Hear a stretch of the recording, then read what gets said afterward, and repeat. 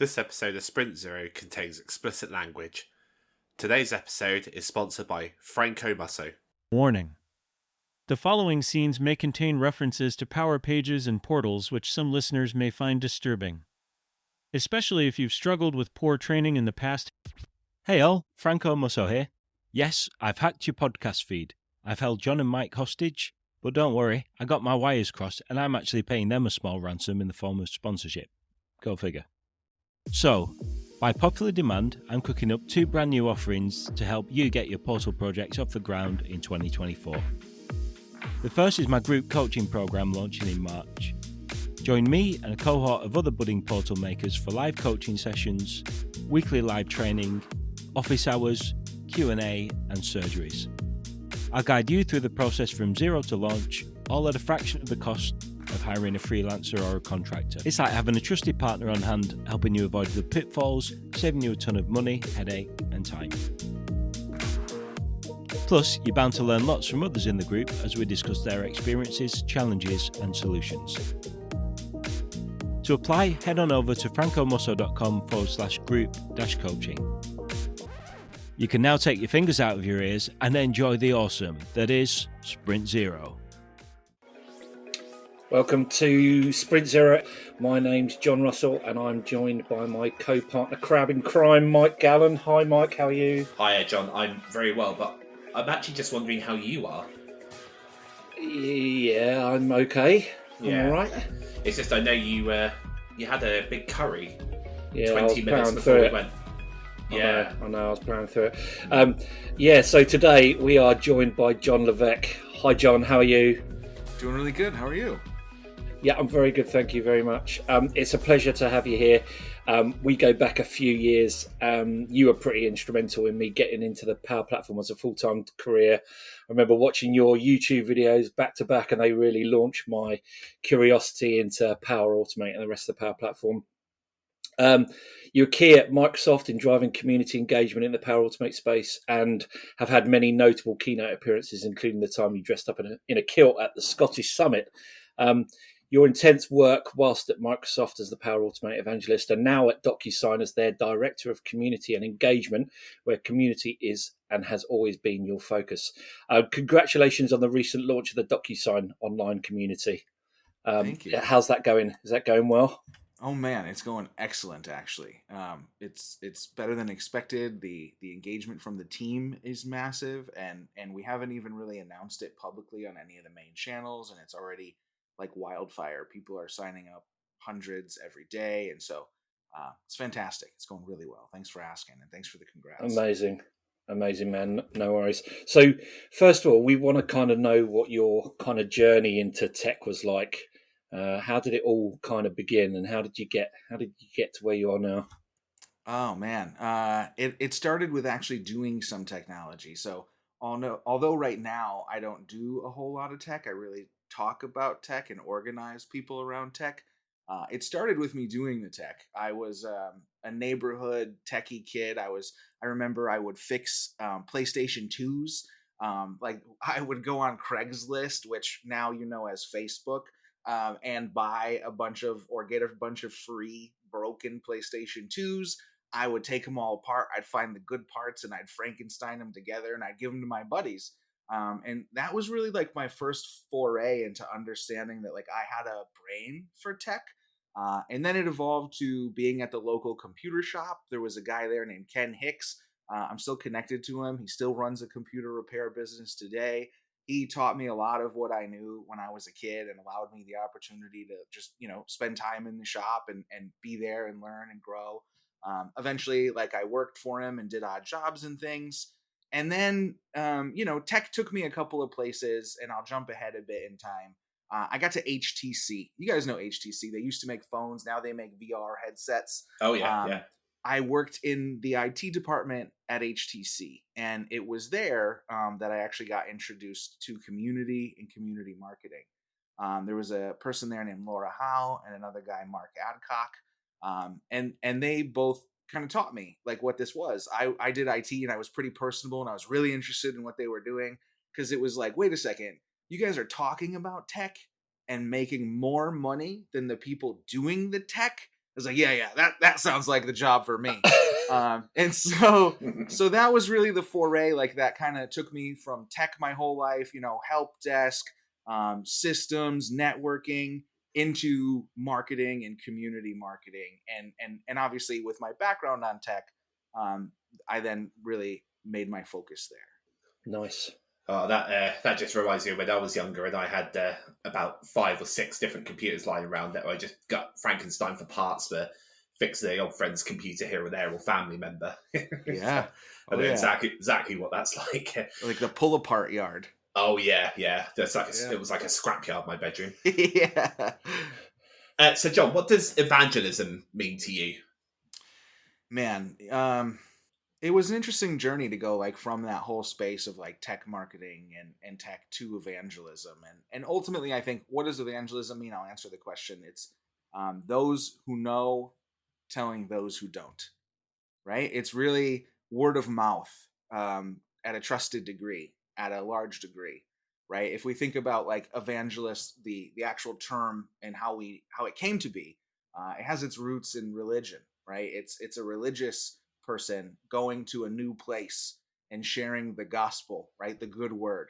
And so essentially that's really what evangelists do. The same exact thing, just not religious. They travel around, they share the good news of technology, right? What it does for you, what it's done for me, what's possible, what's new, and how to use it best. So John, you're a tech leader and an all-round great team player as well. What would you say are the key factors in building a successful team? Oh man.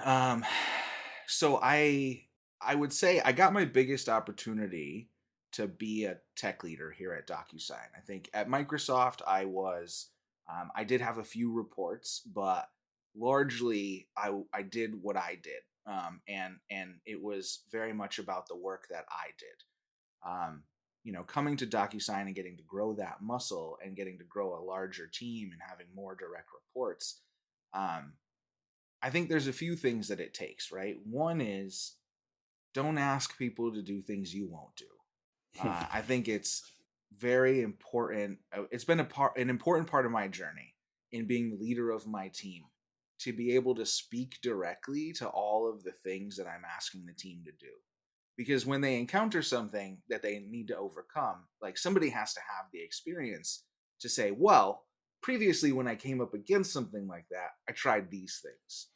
And so I think that's the first thing is like, don't send your people on stone finding exercises. I don't know if you get that analogy, but essentially a stone finding exercise is when somebody sends you to find a rock that they give you no details about. They just say, I need a rock. And then you come back with a rock and like, no, that's not the right rock. Try again, right? It's about being vague, right? You don't want to be vague when you're asking for something. Exactly. And so that ability to know what you're asking people to do is a big one. The second one is regular communication, right? I think you have to open up a trust line where we can't just wait for the one-on-one. We can't just wait for the team meeting. If something needs attention right away, you got to hit me up and you got to let me know. And in fact, I've built a policy with my team that if you encounter a problem and you come to me right away, there's never going to be an issue. But if you wait on a problem and you sat on it for 3 days and you didn't come to me, now I'm going to be upset, right? Because we wasted a lot of time with something that we could have solved. And what it says to me is, you didn't trust me, right? And so opening up that line of trust where somebody can come with anything at any time and actually setting that as the preference, I think that's a really important. And that's two-way, right, John? It has Absolutely. to be two-way. Right. Absolutely. Yeah. Yes. Do you find there is a difference between, say, people who are more junior to people who are more experienced in that kind of relationship? Do you find people who like the kind of more experienced people fail faster, quicker, and explain that versus younger people? Because I'm starting to see a flip. Really, I'm starting to see more of an equalizing thing kind of happening. I think where there's quite a few key younger people who I've come across with, whether that's client interactions or at work or in other places, where I think, wow, okay, he's got his head real switched on here, and yeah, I just see that it's a balancing of the playing field, whereas I don't think it always comes with experience. Yeah. Yeah. I would agree with that. I think I don't see it age specific. It's much more like personality type specific, right? I Yeah, think if someone is afraid of failure or afraid of judgment, if that's like their state of being in life, they bring that to work and they won't bring things forward as readily because like they're afraid of criticism and they take it personally, right? Whereas another person type who, like you said, is willing to fail fast, like who isn't afraid of criticism, who knows that criticism makes the product better, makes what it is that we're trying to deliver better. Those folks obviously definitely are the opposite, where they bring it forward right away. And on my team, I've seen it both ways, right? I've seen older people fail faster. I've seen younger people fail faster. I've seen more senior people like take longer to escalate something than a junior person. It really is much more about the type of person, I think, than the age, for sure. yeah. So I read your 39 lessons learned in 39 years. One away from the big 4-0, Johnny boy. Ah, I know. We'll come. Hey, before I continue, how are you feeling about that? You feel all right about that? You know, it's weird. Aging is weird. I think it came so unexpected, I think is the best way I could put it. It really was like something that hit me by surprise where I felt really young and I didn't realize I was getting older. And then suddenly like I woke up and I had pains. And I was like, I'm not as like, I'm fatigued more easily. And like, and Yeah, it's just the hair, right? The hair is thinning out so much. And like, I Yeah. just, it's a surprise. And it's something I yeah, never realized. Like my dad, my grandfather, nobody ever said to me, like, get ready, kid, you're going to be surprised by 38, right? Like, or 39. Like, and so, in all honesty, though, I'm doing okay because as much as it is a thing that I am weirded out about, right? Like, another piece of it is the age that I remember my dad most clearly. Like you have those foggy memories of being a kid. And then, like, where he becomes really clear in my life is like when he's my age, when he's 38 or 39. And so that was a weird thing to come to terms with as well. Of like, oh, whoa, I'm my dad, right? And like, I look in the mirror and I look like him, and it's weird. And so, I'll caveat all that. I'll pivot on all that to say, I'm in the best place of my life. I know who I am more than I've ever known. I do what I want more than I've ever done. I'm unapologetically me. And like, I live the very best life I can because all those years prior that I was really trying to figure it out, I'd say the best part of being here is I feel like I figured it. yeah. Nice. So yeah, that 39 lessons learned in 39 years. Sorry, we went Yeah. on a tangent there for Yeah, for that's the big okay. 4-0. But We're all getting old. one of the best bits on there is about authenticity, and I think that's a big thing for me, and it really resonated with me, and I feel that the John who is online and in the videos is the same as the John in person. Lucky I've met you, and I do really feel that. So, how important do you think is authenticity in yourself and those around you, whether that's inside or outside of work? Man, for me, it's paramount. It is the core. So I appreciate you saying that I appear the same in all places because it is a core tenet to who I am to be unapologetic, right? And I know I'm not for everyone, and I'm okay with that too, right? Yeah, Like that's a big part I'm of not being agreeing. I'm just saying, yeah. authentic. No, you are agreeing because you know No, me, right? I know what Yeah. you mean. Yeah, And so yeah. I think that's authenticity is a double-edged sword, right? And it doesn't always mean, right, giving somebody like gentle authenticity. Sometimes it means being raw and being real and not caring about the like understanding the consequence and not caring, right? And I think that is so core to who I am, and it speaks to what I was just talking about becoming this version of myself that is free of everything that once told me I should be something else. I think that like it is what set me free. When I was 31 years old, I went to this thing called Landmark, And if you look it up, you're going to see all kinds of crazy reviews. Essentially, it's like a brain cult, is the best way I could put it. And they host these crazy weekend seminars. And you go and spend 3 days with these lunatics, and they teach you all about your brain and about how to hack it, and about how authenticity is the central tenet of truth and living your best life. Because as we aren't authentic to ourselves and authentic to others, it creates all these layers of lies that we then have to maintain, and this fakeness that we have to then project into the world. Which is exhausting. It's exhausting. Exactly. And so you live as yourself, right? You be true and you just own it. And so again, to come back to that, I know I'm not for everyone, and that's okay with me. But I know that I am for a lot of people. And for those people, they love me and I love them. And it means to me that by being authentic, there is no pretend. And I find my real people. I find the ones that really matter. And it's been so paramount in like becoming myself, right? Is finding that tribe of people that love me for me and don't ask me to pretend and don't shame me for being fully me. And so I would encourage everybody to embrace authenticity, to be more true to themselves, to say, I don't care what other people think. Be the crab. Yeah. Be the crab. Be the crab. Indeed. If that's what you want to be, absolutely. Be the crab. Thank you. I read the 39 Lessons in 39 Years as well, and I really liked, or what really resonated with me was the teamwork triumphs. And something that I learned as I moved into a career in Power Platform is that how important collaboration is. So I have this graveyard of projects that I did in C# or when I went through that spate of making my music that I never shared with anyone.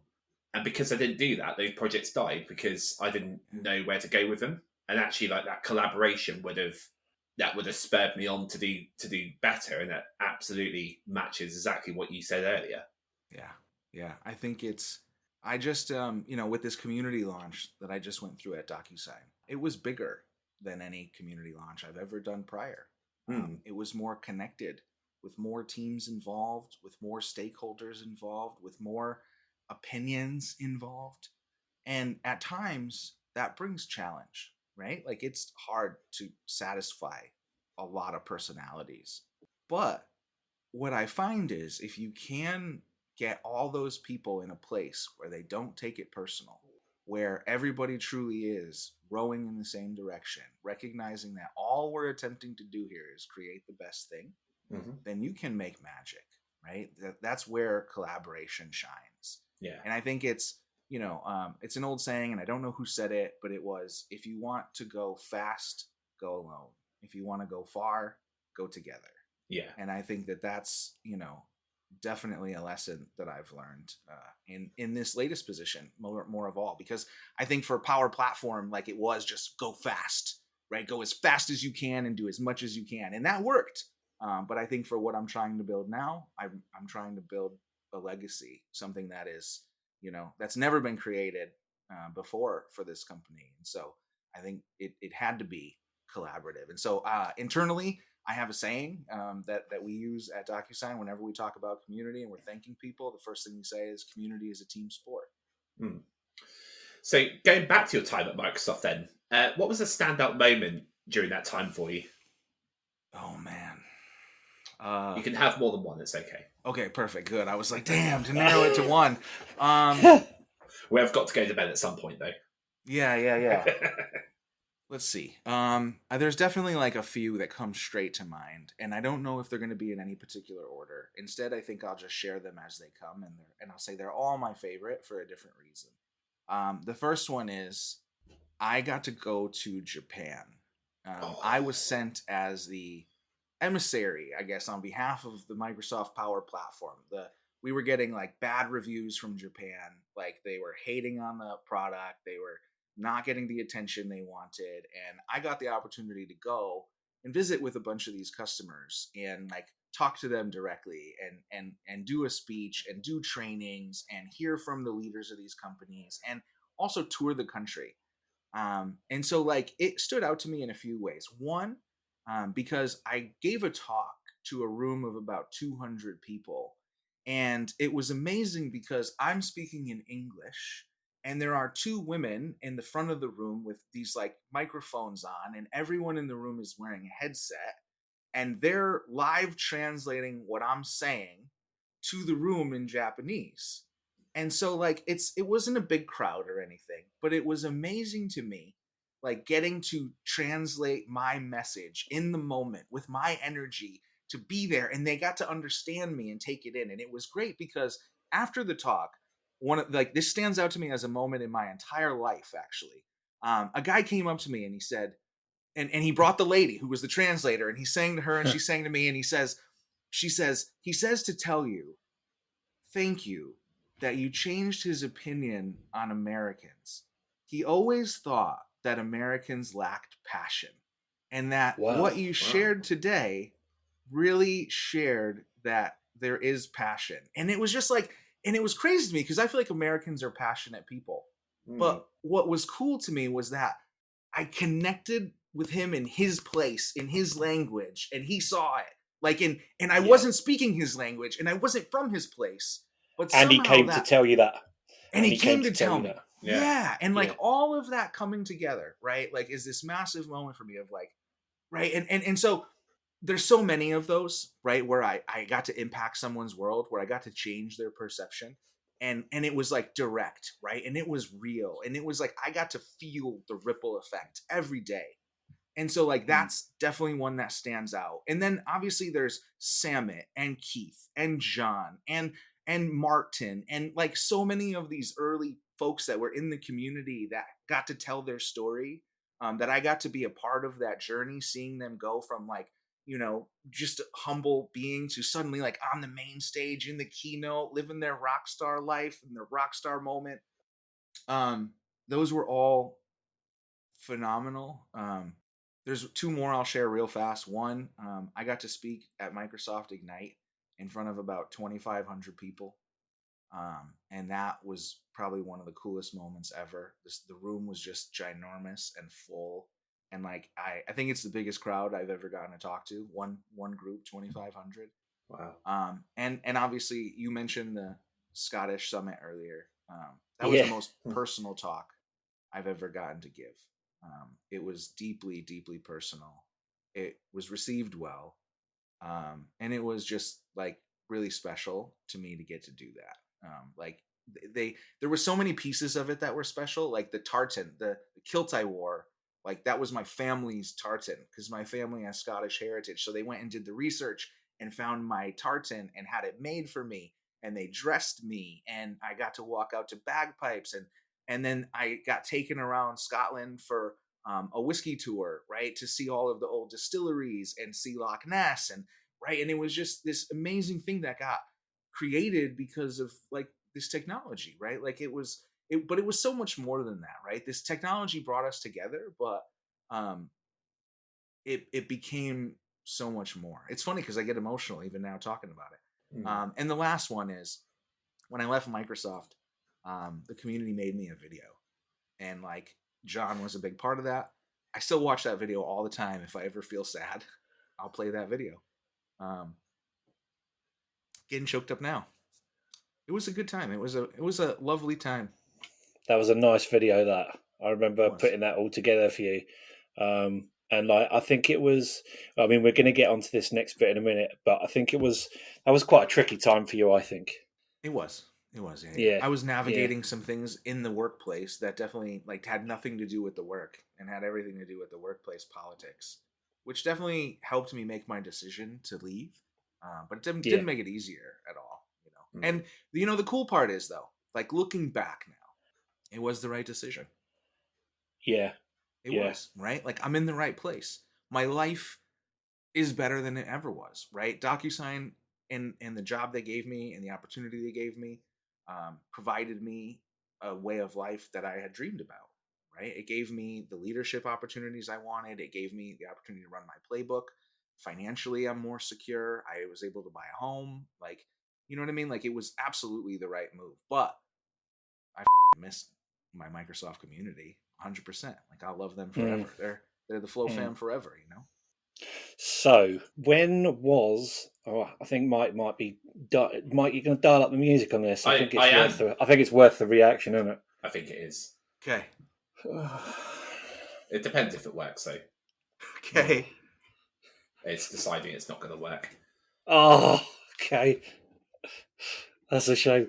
Basically, it's me. He slowed down my voice, and it just goes uncomfortable corner, and then there's like this scream, and every time he plays it, it makes me break my pants. Uncomfortable corner. So, when was the last time, John, you felt uncomfortable, like in or outside of work? Maybe like explain how you felt and how you managed to get through it, and what you kind of learnt about yourself, or your skills, or how you were feeling. Yeah. It's funny because I feel like uncomfortable is an interesting word for me. It's not something I feel super often, to be honest. There's like when someone else is feeling awkward, I'm usually like, what are you talking about? Or when there's an uncomfortable feeling in the room, I'm the first one to cut through it, right? Or call out the elephant. So I definitely have to think about this one a little. And I think what I would call to is the pandemic. Mm. I think it was really like the most uncomfortable I've been in my whole life. Um, I am an extrovert and I thrive on travel and social connection, right? Like my personal life and how I spend my fun money is like getting far away from home and hanging out with people in new places. Ideally, that's like my perfect, like, oh my God, I got a friend who wants to go see Iceland with me and we've never been before. I'm on top of the world. And so the pandemic and where I live in Seattle took it very seriously. Um, all of society locked down. Now, I know the world as a whole took it seriously. Where I lived took it very seriously. Now, there's another element to it where my stepdaughter was high risk. She has asthma, and we were told that COVID could be potentially fatal to her, and so we were like very freaked out.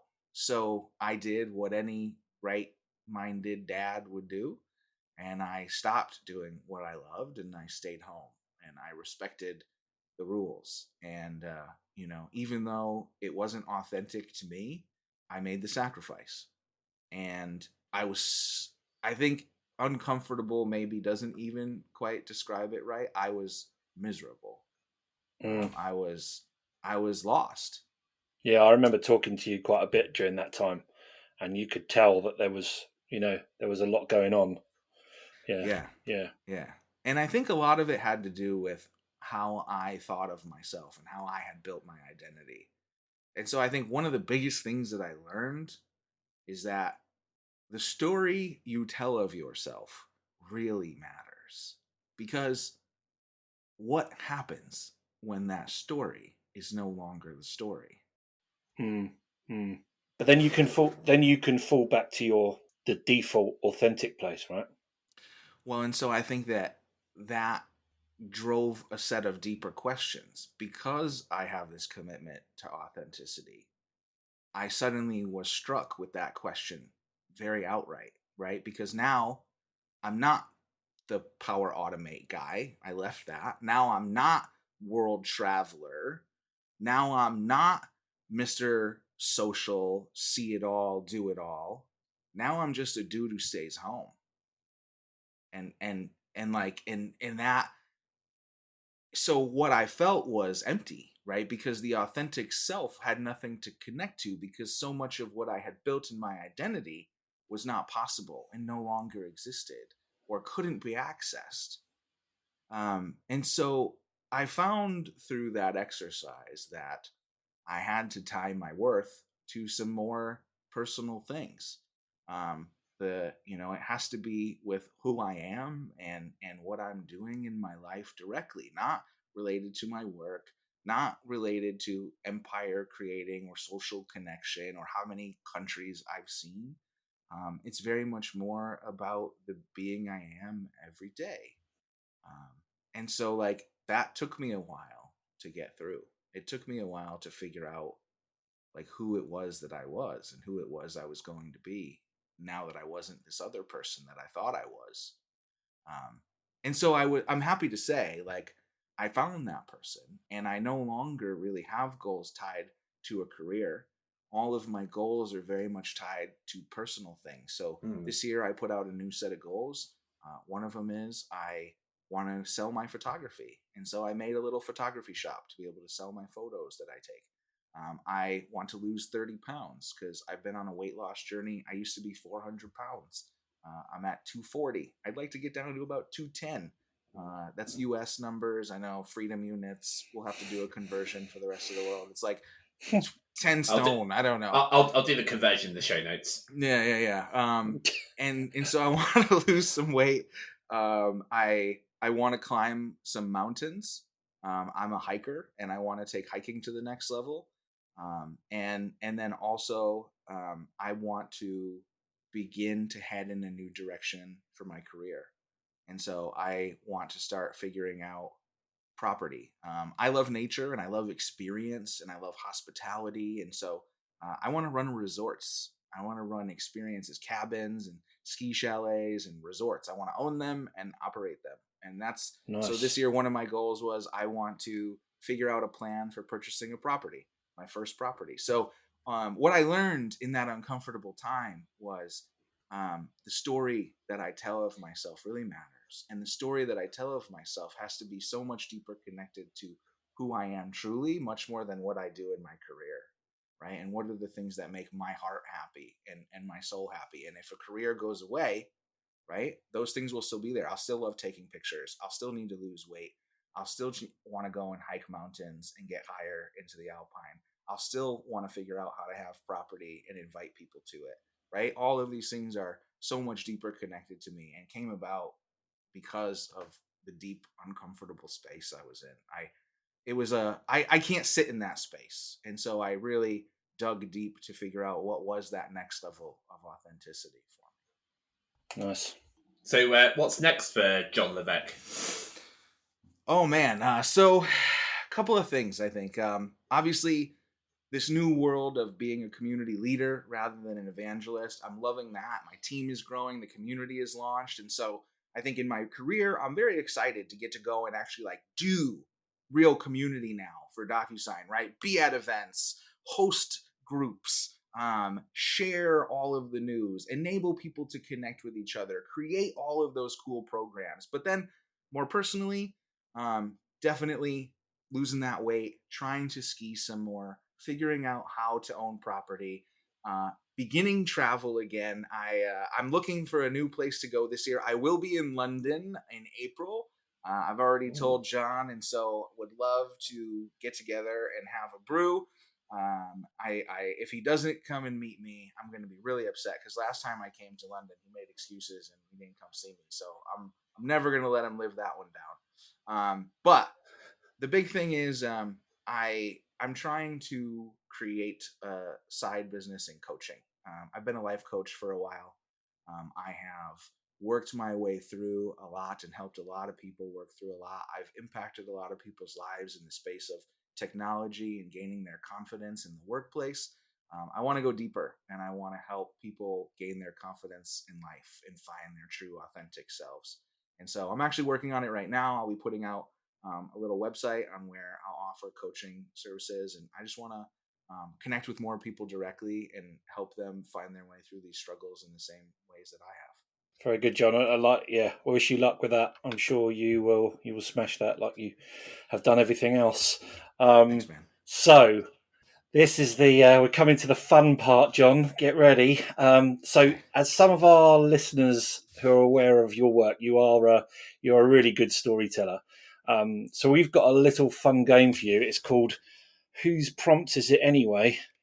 Okay. Okay. I will roll the dice the first time, and I will give you a story prompt from a list of 6, and then I'll roll the dice again, and that's the style you're going to tell the story in. Okay. Oh boy. Okay. So, and I actually do have an online dice roller thing, so I'm going to roll the dice now. You got a 2. Oh, no way! And honestly, this we're going to put this in the show notes. Number 2 is an unexpected encounter during a hike in the forest. Okay. Nice. Okay. And then the storytelling, or how you need to tell it, is comedy. You've got to make the story humorous with funny situations and or characters. Okay. And we'll give you like me and Mike will just talk amongst ourselves for like maybe 20 seconds or so to give you a little bit of a head start to see how you're doing, because that is very much on the spot. No, these have not been shown to John beforehand. That curry is repeating on me, Mike. Is it? A little bit. Do you need to go take a comfort break, John? Are you all right? No, I don't. No, don't ever say comfort break to me in my vicinity ever again. Comfort break. Right. Okay, John. Do you need to go for a John? Right. So, Jon Levesque. So, it is an unexpected encounter during a hike in the forest in a comedy or comedic style. Okay. Off you go. All right. So, true story. I went hiking with a friend of mine. Her name is Kelsey. And we decided to go to a lookout tower. So if you're not familiar, on the top of mountains, oftentimes the Forest Service will build these huge towers. So that way, in the summertime, they send park rangers up there so they can make sure to see line of sight. Are there any fires that are happening that are not near roads that they need to be concerned about? And so a lot of the times you can hike up to these, and most of the times they're open, so you can go inside and check them out. And so we're hiking along. It's a pretty steep hike. I was kind of out of shape, unfortunately, on this hike. It was early in the season. We get about halfway up, and it like really hit me in my gut that I was going to throw up. I was overexerting. It was a really hard hike. And so she's making fun of me, of course. And I'm like, so the thing is, she tells me, go away from me. If I see you throw up, I'm going to throw up. And so I'm like, okay, I guess. So I get off the trail and I start heading around this huge boulder. And funny enough, as soon as I come around this boulder, I see a couple. And they are having what we would say is a trail moment. They have removed themselves from the trail. They went to where they thought was a private place, and they were having an intimate time. And so there I am, turning the corner, holding in my vomit as best I can. And then I just, unfortunately, like as I saw them, I just released a torrent. I had an Eggs Benedict before the hike. And so it was terrible. It was terrible. So I come back around, right? And I'm like, Kelsey, she's like, what the dude, what? And so I'm like, dude, there's people over there. And so I swear to God, she went and looked. Like, we didn't leave. She went and looked, and she's like, oh my God, they are. And so at that time, they're putting their clothes on, and they're coming back out to the trail. And the guy's like, dude, that's awful. And I'm like, bro, I really didn't know you were there. I'm really sorry that I ruined your moment. I swear to God, I wouldn't have done it. So funny enough, his name is Steve and her name is Karen, and like they became our friends, and we ended up doing the hike together the rest of the way. Brilliant. And, yeah. It's amazing. Yeah. It was a good time. Yeah, that's good. And I had a funny feeling it was a true story as well. I didn't even have to make it up. Yeah. So you're still friendly with them now? No, I actually I never changed information just on that hike. Yeah, but it was so funny because like it was so weird and awkward that they were like, okay, well, like you guys want to just go do the hike? And we're like, oh yeah. And so we killed the awkwardness by becoming pals. Nice. Yeah. Nice. Yeah. Thanks, John. If I wasn't throwing up, I would have made a joke like, hey, you need a hand, or I'd have been cheeky about it. But after just throwing up in front of them, there's not much to say. That was pretty epic. John, I think that's all we got time for this episode. But thank you very much for taking the time to speak to us. It's been a really great conversation. You can find Jon Levesque, the Director of Community and Engagement at DocuSign, on LinkedIn and on his YouTube channel. Links to resources mentioned in this episode will be in the show notes. Music today was provided by Ken Like Fit. You can find his music on Spotify, the link to which you can find in the episode show notes. Be sure to subscribe to the podcast so you don't miss the next episode. This has been Sprint Zero, and we've been John Russell. Say goodbye, John. See ya. Bye-bye. Jon Levesque. Say goodbye, John, just in case we got confused which John is John. See you later. Bye-bye. And I'm Mike Gowland. See you next episode. Love you, Mike. Love you too, John. Both of you. And now a word from our sponsor, Franco Musso. Warning. The following scenes may contain references to power pages and portals which some listeners may find disturbing. Especially if you've struggled with poor training in the past. Hey all, Franco Musso here again. Quick update on that hostage situation. Hopefully the smell isn't coming across the airwaves. I haven't let the guys use the bathroom yet, so the joke's definitely on me. Anyway, big announcement. I'm finally releasing my online Power Pages course. This has been 5 years in the making. It's tried and tested on citizen devs and portal makers all around the world. It's the course I wish existed when I was getting started.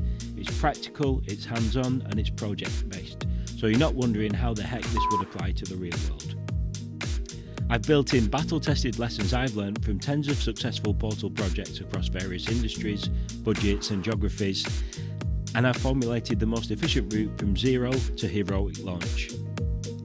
The tools and techniques I've chosen to show you are all based on what adds the most value to you, the learner, and to your customers, all in the most compressed timeline possible. Think 80-20, focusing on the techniques that punch above their weight and deliver the majority of results. You'll get video lessons, a repeatable framework, and some super helpful worksheets. Visit francomusso.com/power-pages-course and register your interest. Disclaimer, this course isn't for you if you prefer hours of slides, theory, and little to no action.